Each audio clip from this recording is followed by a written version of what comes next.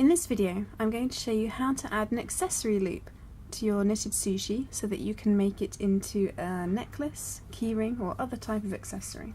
For example, this one has been made into a necklace using embroidery yarn, which I plaited to a necklace length. Alternatively, you could use another type of chain, or you could use a nice cord like this one to make your necklace.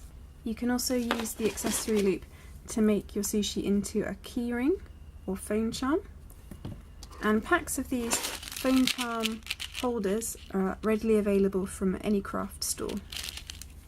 Likewise, the loops are also available from craft stores in various sizes. For smaller pieces of sushi, I do recommend the smaller loops, but I'll be using the bigger one to show you so it's easier to see. If you want to add a loop onto your piece of knitted sushi once you've already finished it, that's also possible, and we'll look at how to do that at the end of this video. Before you start knitting your sushi, take your loop, thread it onto your yarn. So you've got your loop on your yarn ready to go, so you can begin to cast on and start knitting.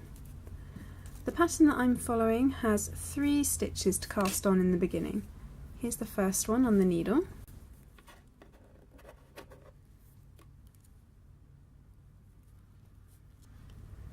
Now, as I make my second stitch, I'm going to bring the accessory loop up on the yarn,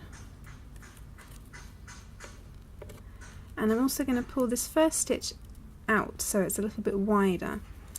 Now, as I've got my first stitch here on the second needle, I want to bring the accessory loop through the first stitch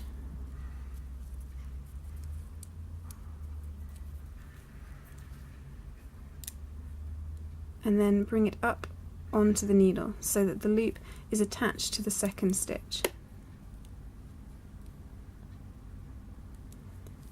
And then my final stitch I knit in the same way. So there's my 3 stitches cast on, and the accessory loop is joined to the second stitch, and I can continue knitting in the usual way. And when you finish, this is what the final product will look like. It's the same size as usual, but you've got your accessory loop attached to the middle stitch on the first row. Now, to further secure the accessory loop to your project, and also if you haven't attached it at all at this point, this is where you can start to attach it. Take your short tail of leftover yarn and thread it onto an embroidery needle with a large head. Now, normally this short tail would just be worked down into the fabric so that you can't see it when you make up your project, but seeing as it's here, we'll use it to further secure this accessory loop. So take your needle and pass it through the loop and just pierce all the way through your knitting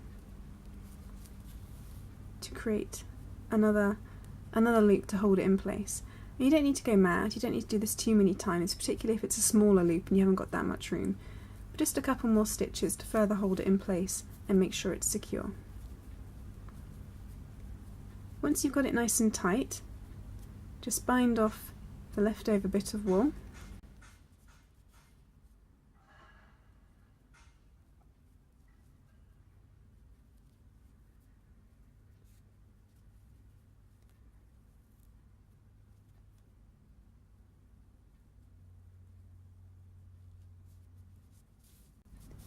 So bind off your yarn,